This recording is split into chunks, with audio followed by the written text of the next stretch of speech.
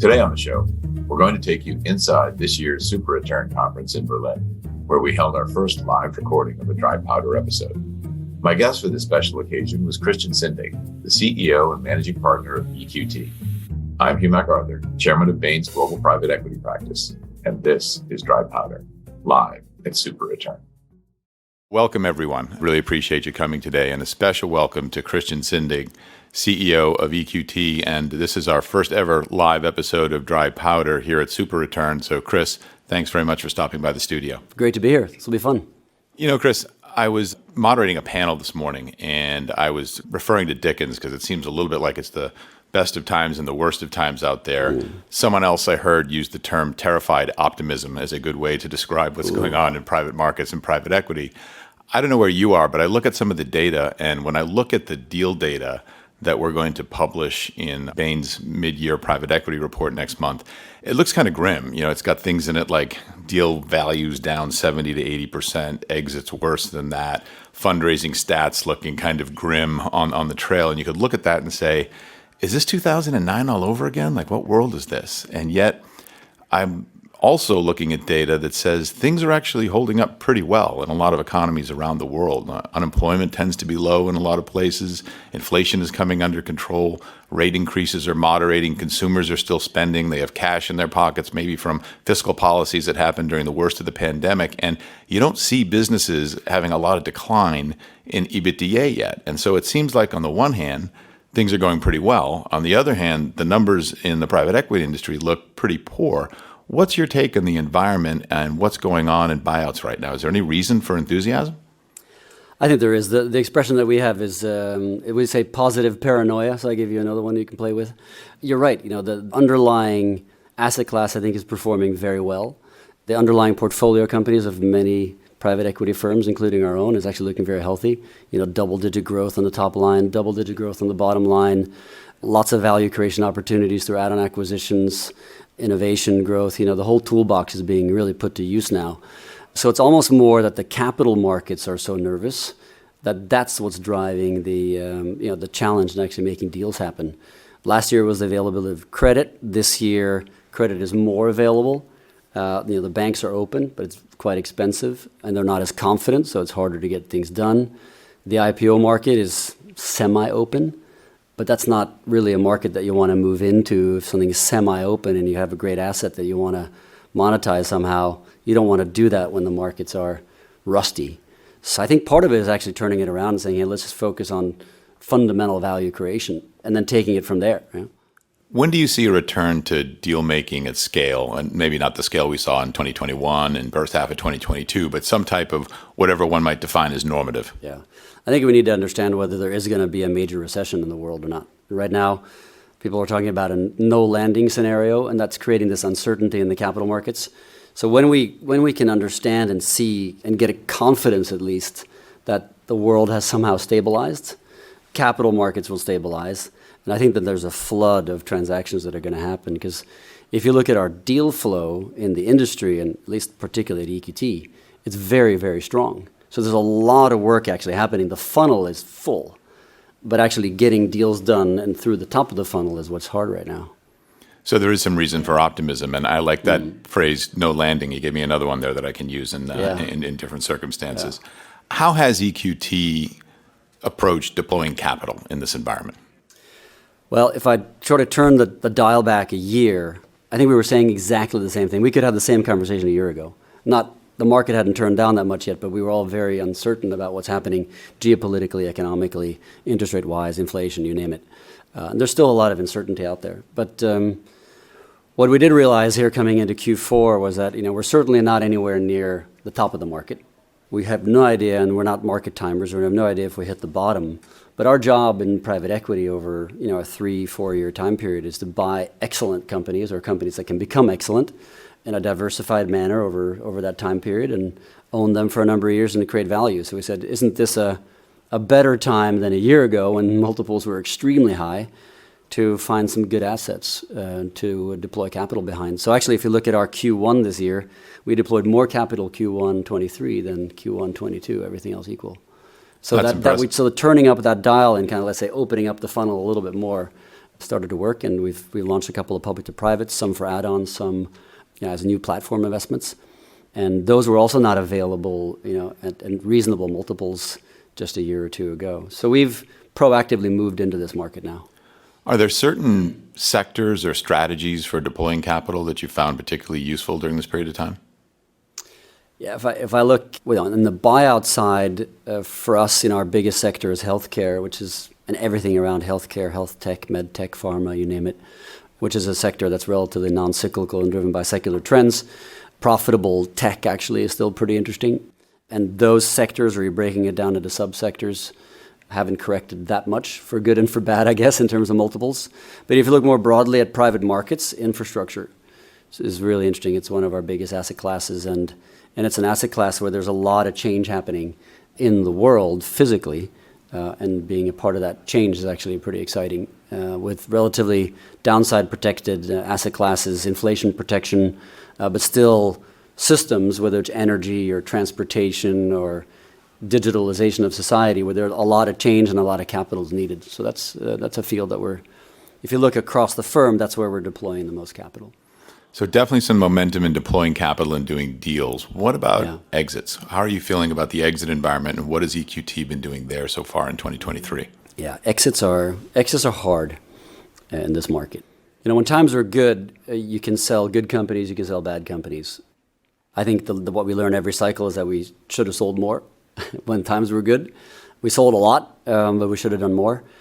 And what's hard in this kind of market is that, if you have a well-performing asset and you're not confident that the exit is going to be consummated, it's not going to happen, the process of exiting is actually much more work and much more disruptive to management than we think.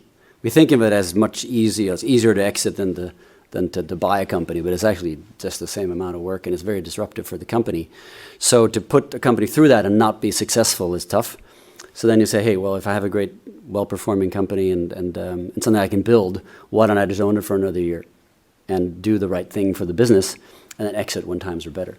So exits are harder. The public markets are very difficult. We've done a lot of research recently around what's happening in the public markets. Why is it so difficult to do IPOs? Why is it difficult to do large IPOs? Well, if you look at the number of public companies in the world, they've gone from, or actually in the US, the number is 7,000 to 5,000 over the last 20 years or so. Mm-hmm. Private equity-owned companies have gone from 2,000 to 8,000 during that time. Mm-hmm. More than 50% of the public market is owned by passive investors. The long-onlys are very careful, and the main buyers in IPOs are now hedge funds. And they're by definition price sensitive and more short term. Right. So do we want to take our best companies and sell them into that kind of a marketplace? Not particularly not when times are not so good. So we're trying to find other avenues for exits than the public markets generally as well, which is another element here. So given those impediments and given the uncertainty that you described around exit and the cost and the disruption, what is the EQT way of assessing when the right time to exit is, and how do you think about doing that? Yeah. What we've learned over the cycles is to prepare our companies really early. So do all the work while we own the company. And during all the portfolio reviews, et cetera, always thinking about, okay, what's the equity story? What's the exit? How are we going to exit? When are we going to exit? And then preparing much earlier than we did in the old days.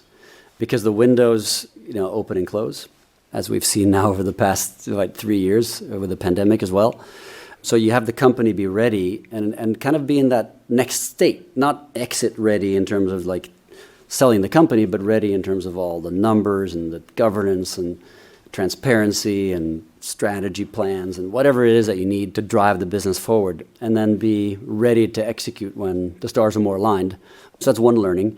And the other one is that there's certain companies in certain industries that you can actually exit right now. You can still exit great health tech companies, profitable tech you can exit. Anything that's non-cyclical, growing, and cash flow healthy, you can exit at pretty good multiples. So there will be exits this year, but then the eye of the needle is much, much tighter. Right. Yeah. It's a lot about preparation. Are there any other strategies for avoiding dead ends or tainted processes where you wind up with a failed exit and they're worried about the asset? Yeah. I mean, maybe the way to answer it is it's portfolio construction. If you think about, let's say you have 15 companies in a typical portfolio, hopefully most of them will be 2.5 times the money straight down the fairway. You'll have a couple of problem companies, better to get rid of those early, not spend too much time on them. And then you might have 3 or 4 or 2, whatever it might be, that are real winners that you want to hold on to longer. So figuring out strategies, how together with our clients can we run with those winners for longer, whether it's through the next fund series, another fund series, continuation vehicles, or what we're playing around with, the private IPOs we're kind of playing around with. Because if you look at EQT now, we have 1,000 clients, actually. 1,000 institutional clients. And if you think about that, and we own a great company, and some clients want to sell, some clients want to buy, we could actually theoretically make a market in that company at a price. Some third party will have to help us set that price because it's obviously a private transaction. You make a market in that company, you can do that. You can do it once, you can do it twice, you could have even a fund series where you create your own private IPO market. It's almost like a convergence of public and private markets. Right.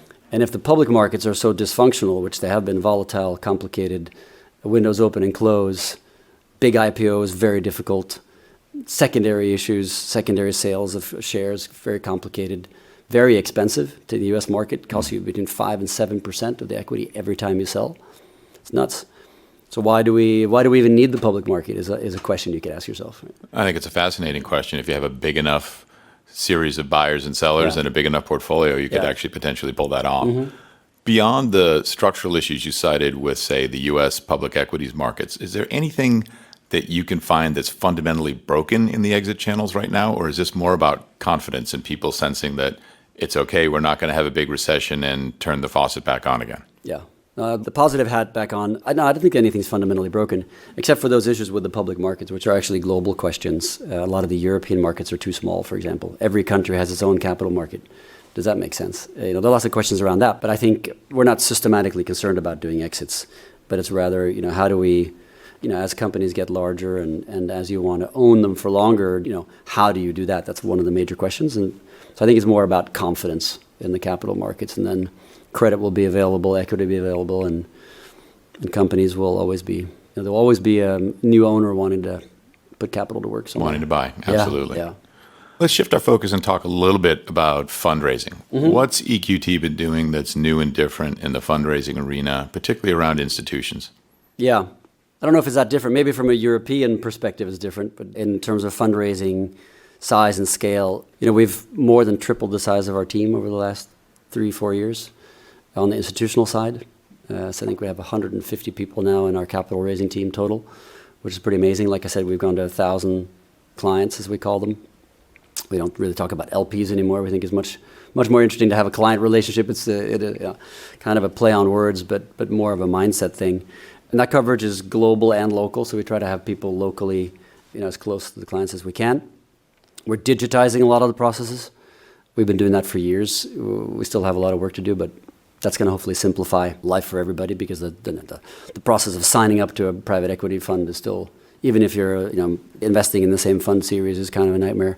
So we're trying to disrupt some of that. That's a lot of activity in a relatively short period of time. Yeah. And it plays into what we've been observing at Bain for a while, which is that the investor relations or the client management, I like clients being a consultant, that's a language that we can use too, that this is one of the last areas that really the private equity, private asset industry is professionalizing. It's kind of a realization that fundraising is getting harder, and the bar is only going to keep going up. And so more resources, more strategic approaches, more thought and time and effort is going to have to be spent to be a successful fundraiser in this environment. Yeah, it is.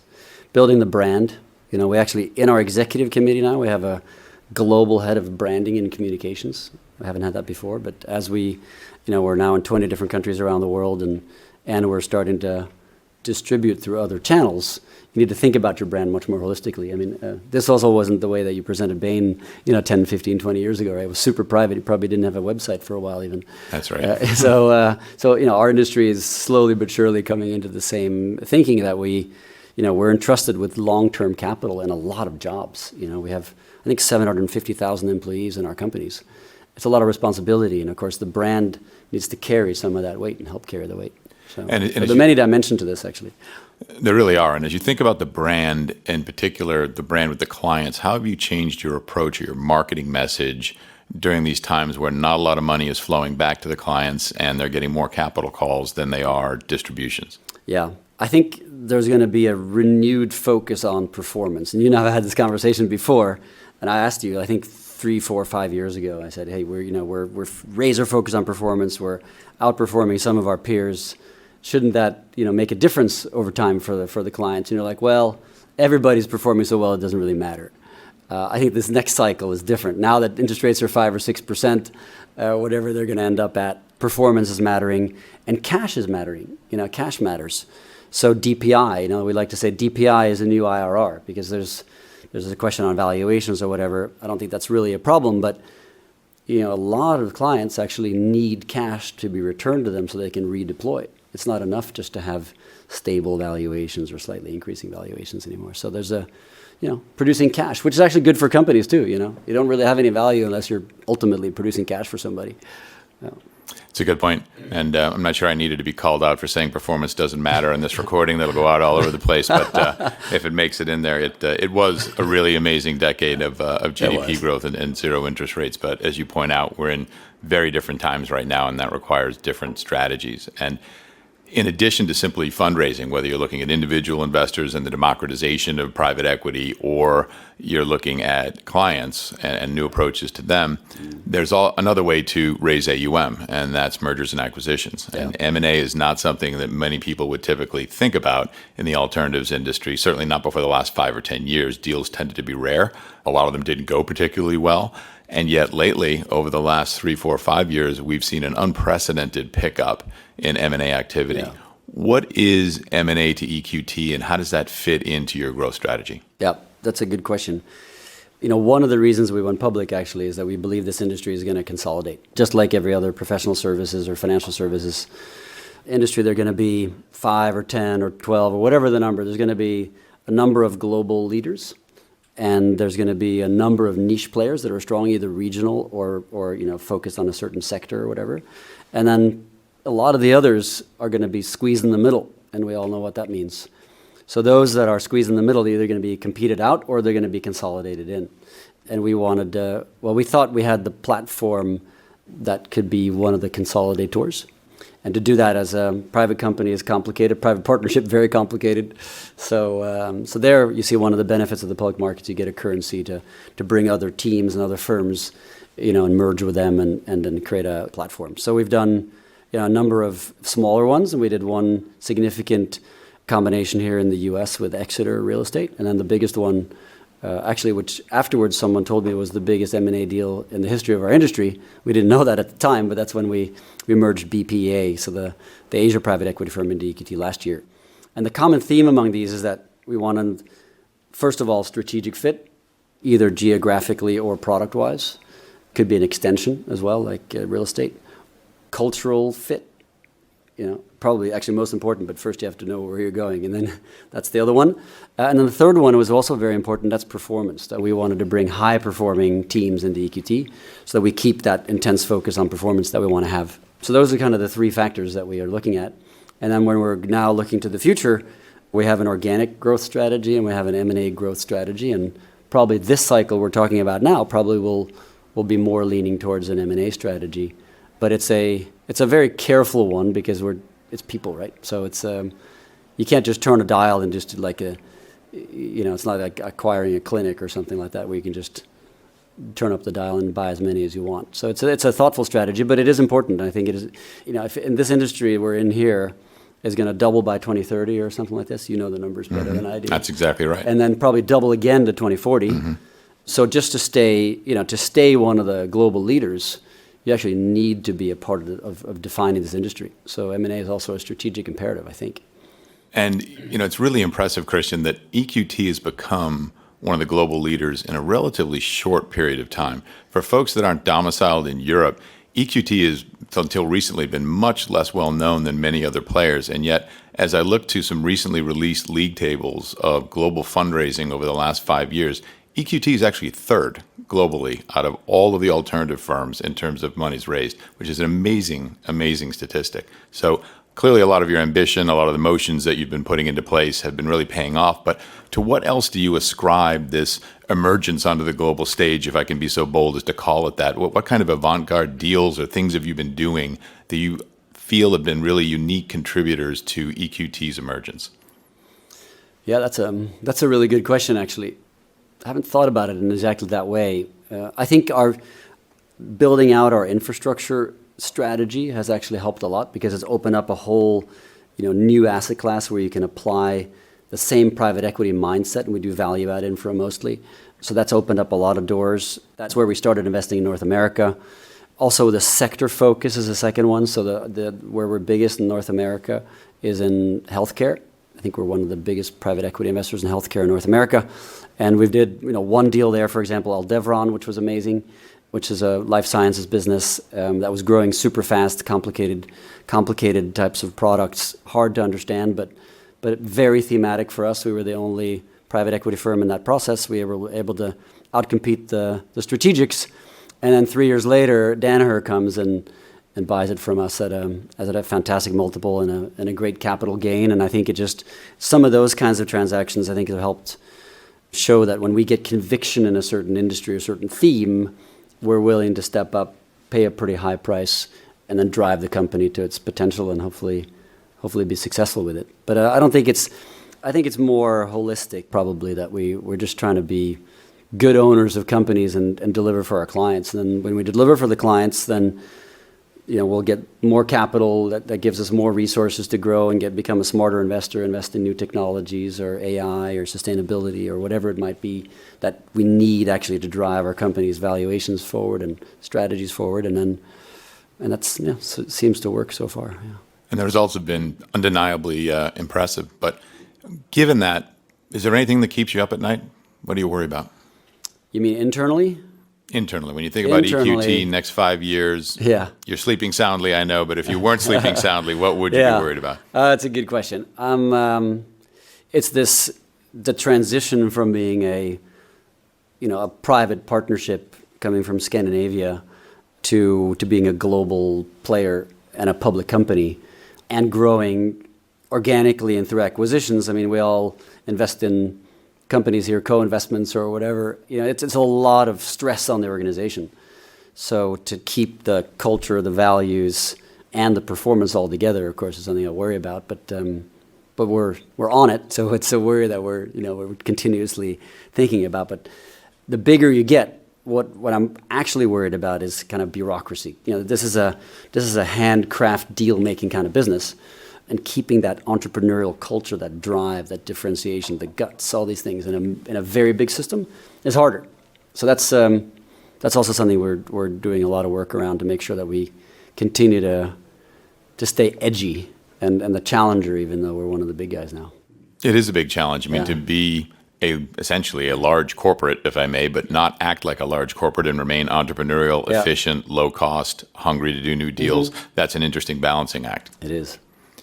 Christian, as I've walked around the halls and seen some of the sessions here at SuperReturn, in addition to terrified optimism, the other phrase I've heard again and again and again is generative AI. Mm. That seems to be all over the place here in Berlin this week.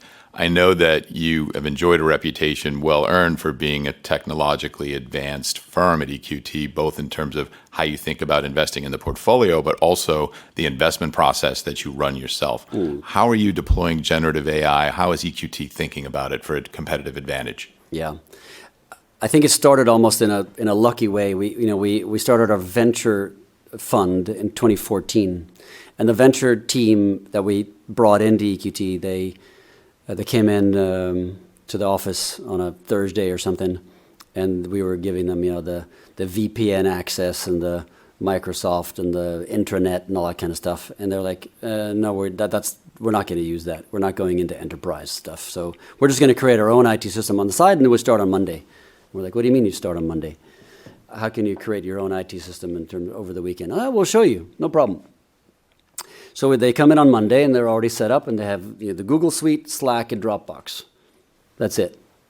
And then we asked the IT department, why don't we move the whole firm to the cloud in this way? Like, oh no, it's way too dangerous, we don't have security or whatever. And then somebody smart asks, well, who's better at IT security? Is it EQT? We were a tiny private company at the time. Or is it Google? Well, probably Google is a little bit better than we are. So why don't we just move to the cloud? And as part of that, the venture team also said, hey, to look up companies and call the founders is pretty old fashioned. Why don't we create a bot? An AI, Motherbrain is her name. Why don't we create Motherbrain to use AI to help find great companies or disruptive technologies or whatever? So that's where it started. So we've been doing it for a while. Now with generative AI, we can actually pivot away from producing a lot of the AI ourselves and actually use it. So we're using AI now all over the firm in investment decisions, we're recording investment decisions, finding companies, et cetera, finding networks, doing mini due diligences of industries, you name it. We're trying to also, we're not just trying, we're actually digitizing the whole LP onboarding process. So you can now start to use natural language when you ask a question, like, okay, how many good deals did Chris do at EQT? That's my short name. Rather than actually having to dig into some Excel and deep into some black hole in the, in the internet. So it's actually quite fun. And I think it's going to be a huge benefit for our industry, actually, to be able to use big data in a much more useful way.